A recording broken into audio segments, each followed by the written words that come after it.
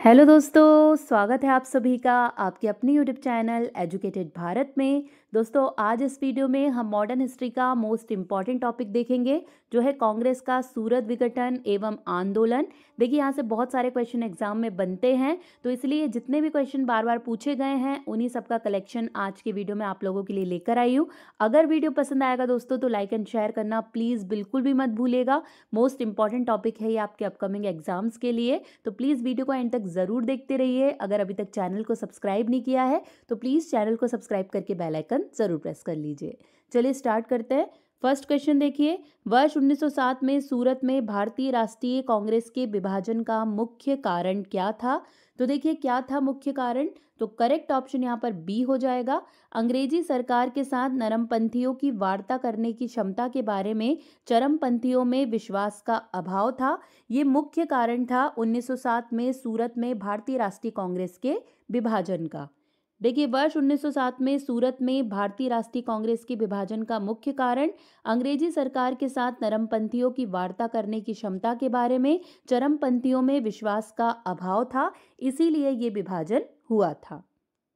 निम्नलिखित में से किस आंदोलन के कारण भारतीय राष्ट्रीय कांग्रेस का विभाजन हुआ, जिसके परिणाम स्वरूप नरम दल और गरम दल का उद्भव हुआ?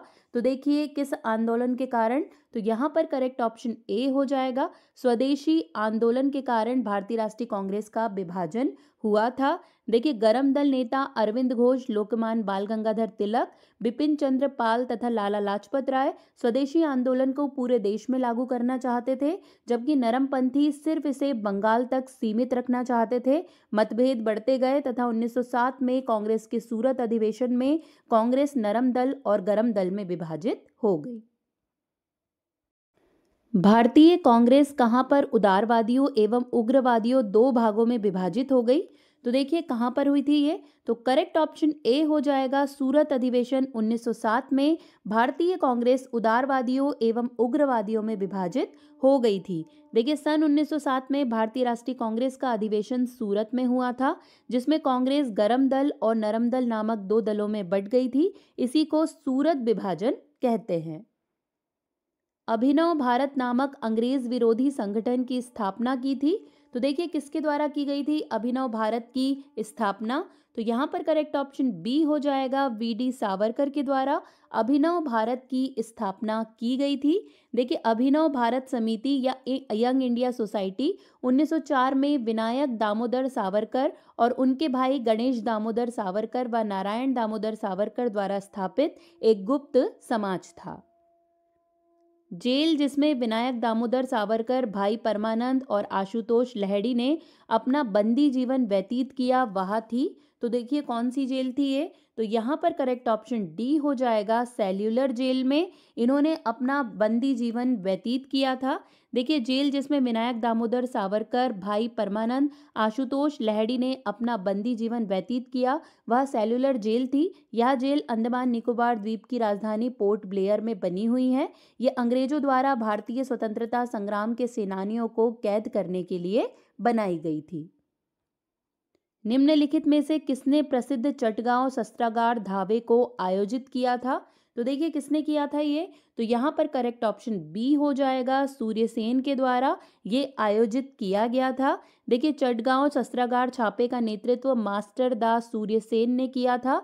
ये छापा 18 अप्रैल 1930 को हुआ था। ये छापा भारतीय रिपब्लिकन आर्मी से जुड़े भारतीय क्रांतिकारियों ने किया था।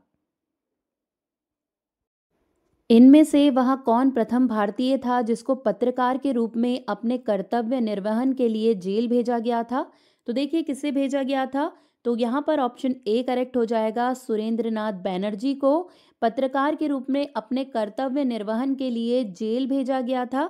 देखिए, सुरेंद्रनाथ बैनर्जी पत्रकार के रूप में अपने कर्तव्य का निर्वहन करते हुए जेल जाने वाले पहले भारतीय थे। वे भारतीय राष्ट्रीय आंदोलन के संस्थापकों में से एक थे। साल 1883 में कलकत्ता उच्च न्यायालय के न्यायाधीश का अपमान करने के कारण उन्हें जेल भेजा गया था। हिंदुस्तान रिपब्लिकन एसोसिएशन का गठन सन 1924 में जहां किया गया था, वह जगह थी। तो देखिए, कौन सी जगह पर किया गया था? तो यहाँ पर करेक्ट ऑप्शन बी हो जाएगा, कानपुर में किया गया था हिंदुस्तान रिपब्लिकन एसोसिएशन का गठन। देखिए हिंदुस्तान रिपब्लिकन एसोसिएशन की स्थापना अक्टूबर 1924 में भारतीय स्वतंत्रता संग्राम के क्रांतिकारी रामप्रसाद बिस्मिल, योगेश चंद्र चटर्जी, चंद्रशेखर आजाद और सचिंद्रनाथ सान्याल आदि ने कानपुर में की थी। 1907 के भारतीय राष्ट्रीय कांग्रेस के सूरत के वार्षिक अधिवेशन के अध्यक्ष कौन थे? देखिए क्योंकि सूरत फूट हुई थी 1907 में, तो इसीलिए बार बार यहाँ से रिलेटेड कि कौन इसका अध्यक्ष था, ये क्वेश्चन पूछा जाता है। तो मोस्ट इंपॉर्टेंट है, आपको याद रखना है। करेक्ट ऑप्शन यहाँ पर इसका डी हो जाएगा, आर.वी. घोष 1907 में भारतीय राष्ट्रीय कांग्रेस के सूरत अधिवेशन के अध्यक्ष थे। देखिए 1907 के अधिवेशन की अध्यक्षता रास बिहारी घोष ने की थी। सूरत विभाजन का नेतृत्व किया था, तो देखिए किसने किया था सूरत विभाजन का नेतृत्व? तो करेक्ट ऑप्शन यहाँ पर सी हो जाएगा, तिलक ने, मतलब बाल गंगाधर तिलक ने सूरत विभाजन का नेतृत्व किया था। देखिए सूरत विभाजन का नेतृत्व बाल गंगाधर तिलक ने किया था। नरम दल का नेतृत्व गोपाल कृष्ण गोखले कर रहे थे। बारेंद्र कुमार घोष के क्रियाकलापों में एक गुप्त क्रांतिकारी संगठन को बंगाल में जन्म दिया, तो देखिए कौन सी थी वो? तो यहाँ पर करेक्ट ऑप्शन ए हो जाएगा, अनुशीलन समिति, जिसकी स्थापना बारेंद्र कुमार घोष ने की थी। देखिए बारेंद्र कुमार घोष ने बंगाल में अनुशीलन समिति जैसे गुप्त क्रांतिकारी संगठन को जन्म दिया था। बारेंद्र घोष और भूपेंद्र नाथ दत्त ने मिलकर 1907 में कलकत्ता में अनुशीलन समिति की स्थापना की थी। स्वतंत्रता आंदोलन के क्रांतिकारी आतंकवादियों का पहला महत्वपूर्ण साहसिक कार्य बर्रा डकैती का स्थान था, तो देखिए कौन सा स्थान था? तो यहाँ पर करेक्ट ऑप्शन सी हो जाएगा, पूर्वी बंगाल में बर्रा डकैती हुई थी। देखिए स्वतंत्रता आंदोलन के क्रांतिकारी आतंकवादियों का पहला बड़ा साहसिक कार्य बर्रा डकैती पूर्वी बंगाल में हुआ था। ये डकैती 2 जनवरी 1908 को हुई थी। इस डकैती में क्रांतिकारियों ने बड़े पैमाने पर लूटपाट की थी। वर्ष 1928 में हिंदुस्तान सोशलिस्ट रिपब्लिकन एसोसिएशन की स्थापना कहाँ हुई थी? तो देखिए इसका करेक्ट ऑप्शन बी हो जाएगा, दिल्ली में इसकी स्थापना की गई थी। देखिए काकोरी डकैती और उसके बाद के मुकदमे के समय बंगाल, बिहार और पंजाब जैसे स्थानों पर कई क्रांतिकारी समूह उभरे थे। ये समूह 8-9 सितंबर 1928 को दिल्ली के फिरोजशाह कोटला में मिले और यहीं से हिंदुस्तान सोशलिस्ट रिपब्लिकन एसोसिएशन का उदय हुआ था। किसने सचिंद्रनाथ सान्याल द्वारा स्थापित हिंदुस्तान रिपब्लिकन एसोसिएशन का नाम बदलकर हिंदुस्तान सोशलिस्ट रिपब्लिक एसोसिएशन कर दिया था? तो देखिए किसके द्वारा ये किया गया था? तो करेक्ट ऑप्शन यहाँ पर डी हो जाएगा, चंद्रशेखर आजाद के द्वारा इसका नाम बदल दिया गया था। दोस्तों अगर वीडियो पसंद आ रहा है तो प्लीज़ एक लाइक ज़रूर कीजिए, आपका लाइक बहुत ज़्यादा मोटिवेट करता है, और इसे प्लीज़ 2 एजुकेशनल ग्रुप में ज़रूर से शेयर कर दीजिए। क्रांतिकारी चंद्रशेखर आजाद की मृत्यु किस तरह हुई थी? तो देखिए किस तरह हुई थी इनकी मृत्यु? तो करेक्ट ऑप्शन बी हो जाएगा, खुद को गोली मारकर चंद्रशेखर आजाद की मृत्यु हुई थी। देखिए क्रांतिकारी चंद्रशेखर आजाद ने अंग्रेजों से लोहा लेते हुए खुद को गोली मार ली थी। ये घटना 27 फरवरी 1931 को उत्तर प्रदेश के प्रयागराज के अल्फ्रेड पार्क में हुई थी। भगत सिंह ने सेंट्रल असेंबली में बम फेंका था, तो देखिए किसके साथ मिलकर बम फेंका था? तो करेक्ट ऑप्शन यहाँ पर सी हो जाएगा, बटुकेश्वर दत्त के साथ भगत सिंह ने सेंट्रल असेंबली में बम फेंका था। देखिए भगत सिंह ने 8 अप्रैल 1929 को सेंट्रल असेंबली में बम फेंका था। भगत सिंह के साथ बटुकेश्वर दत्त भी थे। बम फेंकने के बाद दोनों ने गिरफ्तारी स्वीकार कर ली थी। भगत सिंह को उसके 2 साथियों के साथ 23 मार्च 1931 को फांसी दी गई थी। वे 2 साथी कौन थे? देखिए किनके साथ इन्हें फांसी दी गई थी? तो करेक्ट ऑप्शन ए हो जाएगा, राजगुरु और सुखदेव के साथ भगत सिंह को फांसी दी गई थी। देखिए भगत सिंह, सुखदेव और राजगुरु ने साल 1928 में लाहौर में ब्रिटिश पुलिस अधिकारी जॉन सैंडर्स की हत्या कर दी थी। इन तीनों को इस हत्याकांड के लिए फांसी की सजा सुनाई गई थी। इंडिपेंडेंट लीग की स्थापना की थी। देखिए किसने की है इंडिपेंडेंट लीग की स्थापना? तो करेक्ट ऑप्शन यहाँ पर डी हो जाएगा, रास बिहारी बोस ने इंडिपेंडेंट लीग की स्थापना की थी। देखिए 28 मार्च 1942 को रास बिहारी बोस द्वारा टोक्यो सम्मेलन के समय इंडियन इंडिपेंडेंट लीग की स्थापना की गई थी। इनकलाब जिंदाबाद का नारा किससे संबंधित है? तो देखिए किससे संबंध रखता है इनकलाब जिंदाबाद, तो करेक्ट ऑप्शन यहाँ पर सी हो जाएगा, भगत सिंह से संबंधित है इनकलाब जिंदाबाद का नारा। देखिए इनकलाब जिंदाबाद का नारा भारतीय स्वतंत्रता आंदोलन से जुड़ा है। इस नारे को मौलाना हसरत मोहानी ने सबसे पहले 1921 में दिया था। इसके बाद भगत सिंह, अशफाक उल्लाह खां और राजेंद्र नाथ लहेड़ी ने इस नारे को मशहूर किया था। निम्नलिखित में से किसने बड़ी बुद्धिमानी के साथ अलीपुर षड्यंत्र मामले में अरविंद घोष का बचाव किया? तो देखिए किसने किया था। करेक्ट ऑप्शन यहाँ पर ए हो जाएगा, चितरंजन दास ने अलीपुर षड्यंत्र मामले में अरविंद घोष का बचाव किया था। देखिए अलीपुर षड्यंत्र मामले में अरविंद घोष का बचाव चितरंजन दास ने किया था। चितरंजन दास को लोकप्रिय रूप से देशबंधु कहा जाता है। काकोरी केस के अभियुक्तों के बचाव हेतु किसकी अध्यक्षता में एक समिति का गठन हुआ था? तो देखिए करेक्ट ऑप्शन यहाँ पर क्या हो जाएगा, तो बी ऑप्शन करेक्ट है, गोविंद बल्लभ पंत की अध्यक्षता में एक समिति का गठन हुआ था। देखिए काकोरी कांड के अभियुक्तों के बचाव के लिए गोविंद बल्लभ पंत की अध्यक्षता में एक समिति का गठन किया गया था।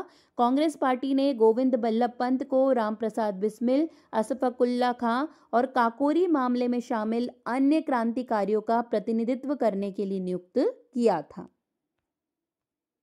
काकोरी षड्यंत्र केस किस वर्ष में हुआ था? तो देखिए किस वर्ष में हुआ है ये केस, तो यहाँ पर करेक्ट ऑप्शन बी हो जाएगा, 1925 में काकोरी षड्यंत्र केस हुआ था।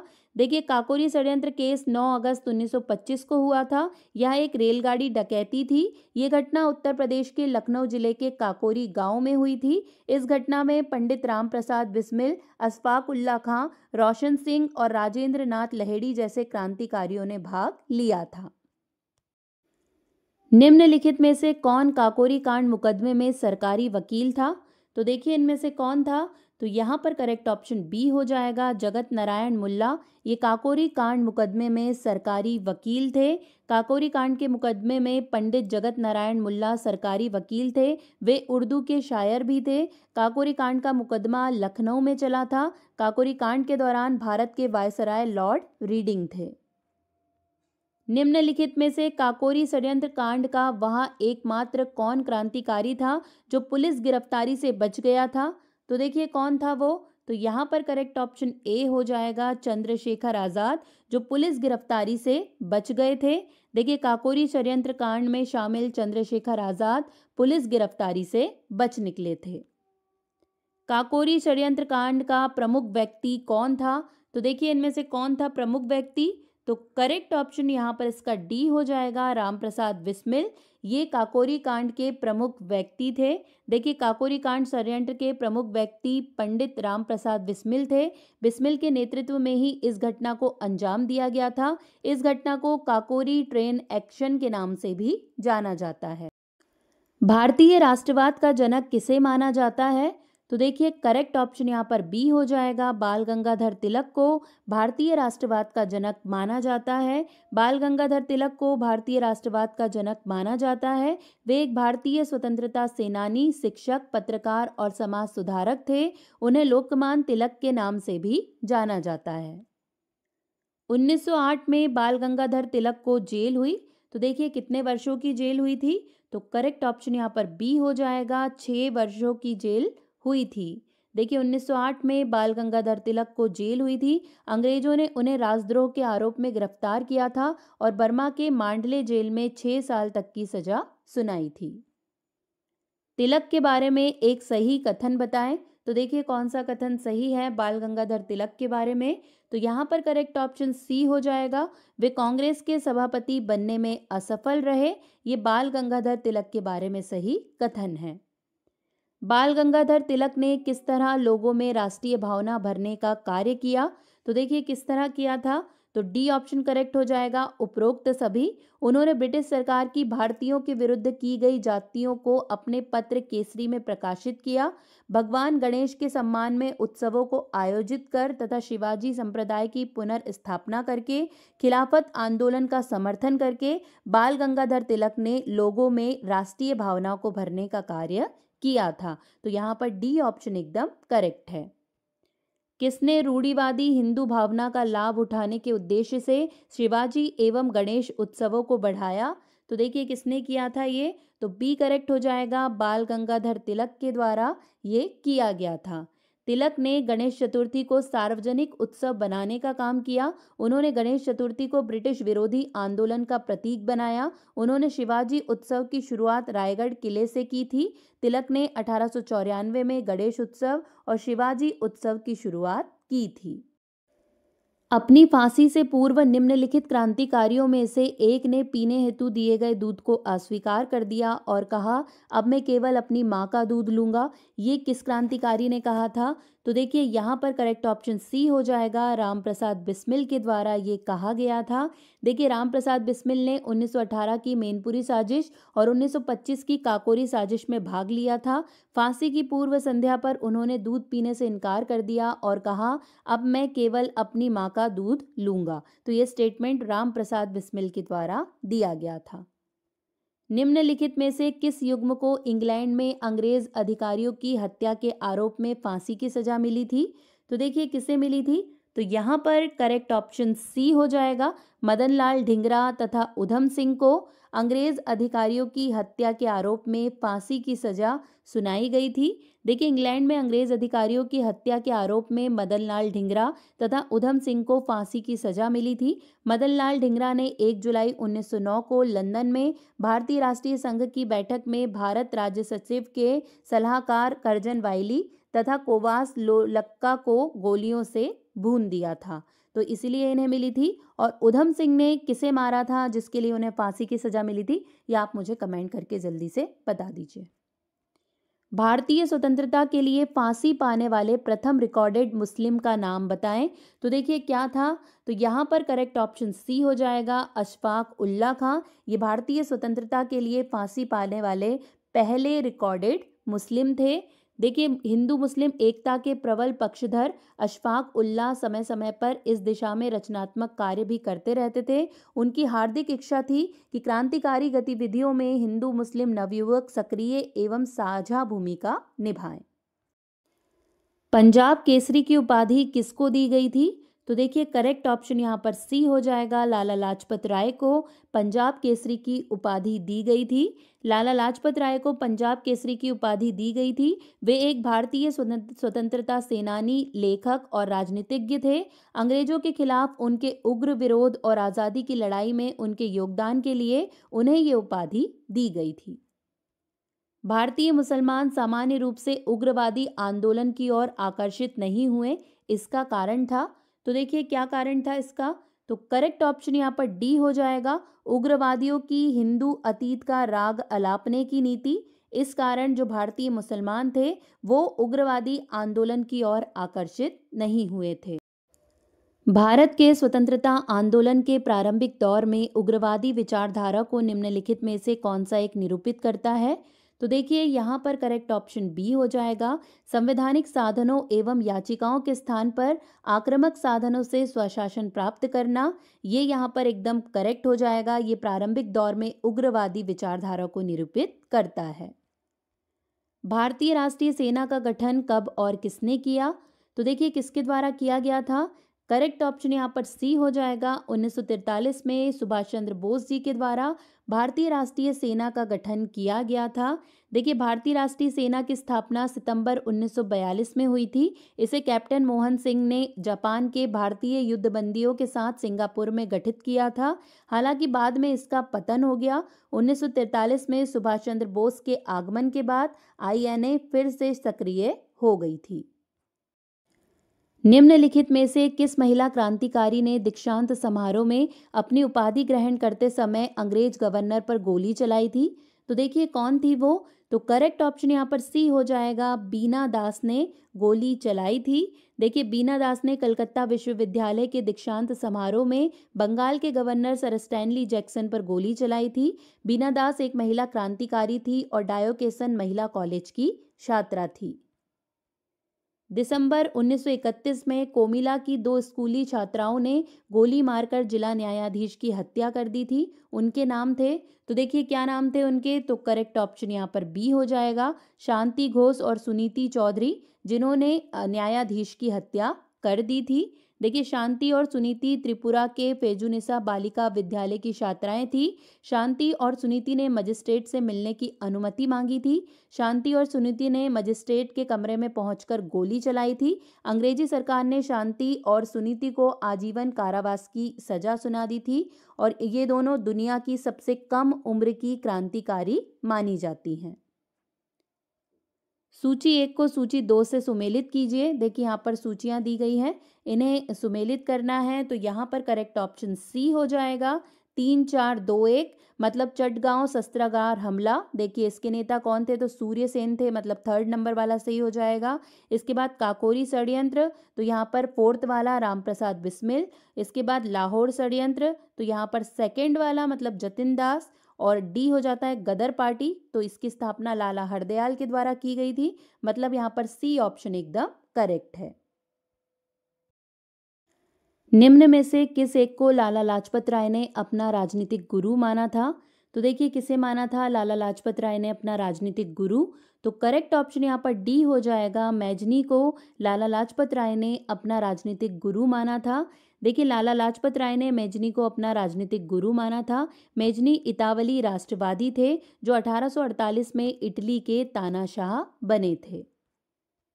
जेल में भूख हड़ताल के कारण जिस स्वतंत्रता सेनानी की मृत्यु हुई थी वह था, तो देखिए कौन थे जिनकी मृत्यु हुई थी भूख हड़ताल के कारण, तो करेक्ट ऑप्शन यहाँ पर सी हो जाएगा जतिन दास। इनकी मृत्यु हुई थी जेल में भूख हड़ताल के कारण। देखिए जेल में भूख हड़ताल के कारण स्वतंत्रता सेनानी जतिन दास की मृत्यु हुई थी। जतिन दास का पूरा नाम यतीन्द्र नाथ दास था।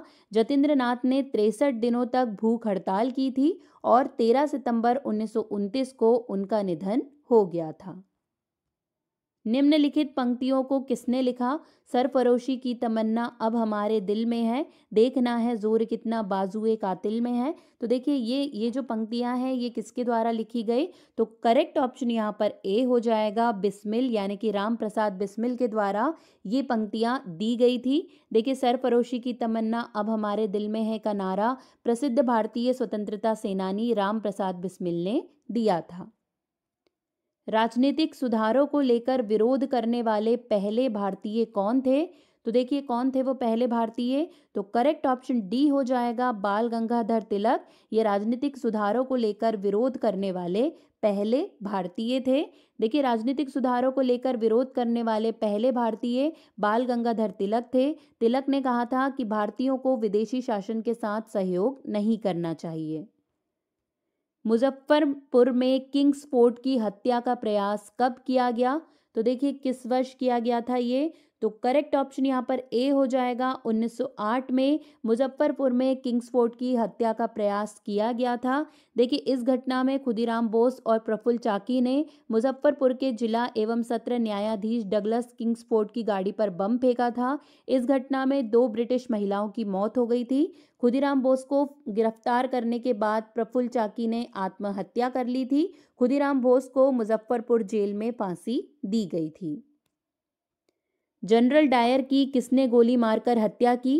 तो देखिए किसने की थी जनरल डायर की हत्या, तो करेक्ट ऑप्शन यहाँ पर डी हो जाएगा उधम सिंह। देखिए जो मैंने आपसे क्वेश्चन पूछा था उस क्वेश्चन का आंसर आपको यहीं पर मिल जाएगा कि उधम सिंह ने किसकी हत्या की थी, जनरल डायर की हत्या की थी, इसीलिए उन्हें सजा दी गई थी। देखिए 13 मार्च 1940 को लंदन के कैक्सटॉन हॉल में उधम सिंह ने जनरल डायर को गोली मारी थी। इस घटना के बाद उधम सिंह को गिरफ्तार कर लिया गया और उन पर मुकदमा चला। 31 जुलाई 1940 को उधम सिंह को फांसी दे दी गई थी।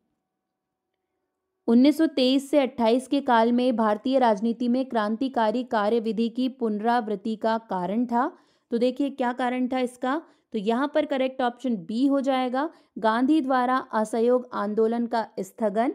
ये उस समय क्रांतिकारी कार्यविधि की पुनरावृत्ति का कारण था।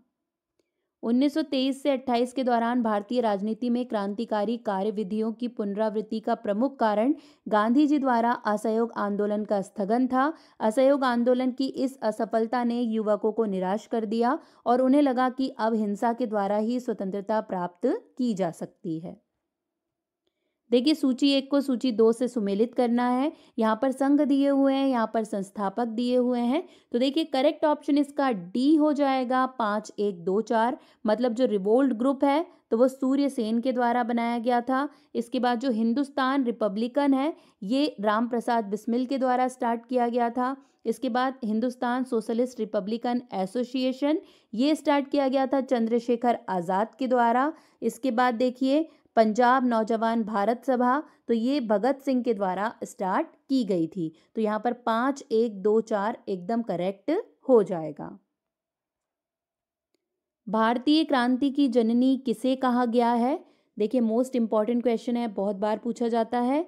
करेक्ट ऑप्शन यहाँ पर डी हो जाएगा, मैडम भिकाजी रुस्तम कामा को भारतीय क्रांति की जननी कहा जाता है। देखिए मैडम भिकाजी रुस्तम कामा को भारतीय क्रांति की जननी कहा जाता है। वह भारतीय स्वतंत्रता आंदोलन में अहम भूमिका निभाने वाली महिला थी। वे महिलाओं के अधिकारों और शिक्षा की प्रबल समर्थक थी। किसने कहा था आलोचना और स्वतंत्र चिंतन एक क्रांतिकारी की दो विशेषताएं हैं? देखिए किसके द्वारा बोला गया था, ये बोला गया था, ए करेक्ट हो जाएगा, भगत सिंह के द्वारा ये कहा गया था। देखिए आलोचना और स्वतंत्र सोच एक क्रांतिकारी की दो विशेषताएं हैं, ये बात शहीद भगत सिंह ने कही थी। यहीं पर दोस्तों हमारे सारे क्वेश्चंस कंप्लीट होते हैं। आपको वीडियो कैसा लगा कमेंट में ज़रूर बताइएगा, और किन टॉपिक पर आपको वीडियो चाहिए है ये भी कमेंट में आप ज़रूर बता दीजिए। अगर वीडियो पसंद आया है तो लाइक एंड शेयर करना बिल्कुल भी मत भूलिए। अगर आपने अभी तक चैनल को सब्सक्राइब नहीं किया है तो प्लीज़ चैनल को सब्सक्राइब करके बेल आइकन ज़रूर प्रेस कीजिए। आज के लिए बस इतना ही। अब आपसे मुलाकात होगी नेक्स्ट वीडियो में। तब तक के लिए पढ़ते रहिए, आगे बढ़ते रहिए। जय हिंद, जय भारत।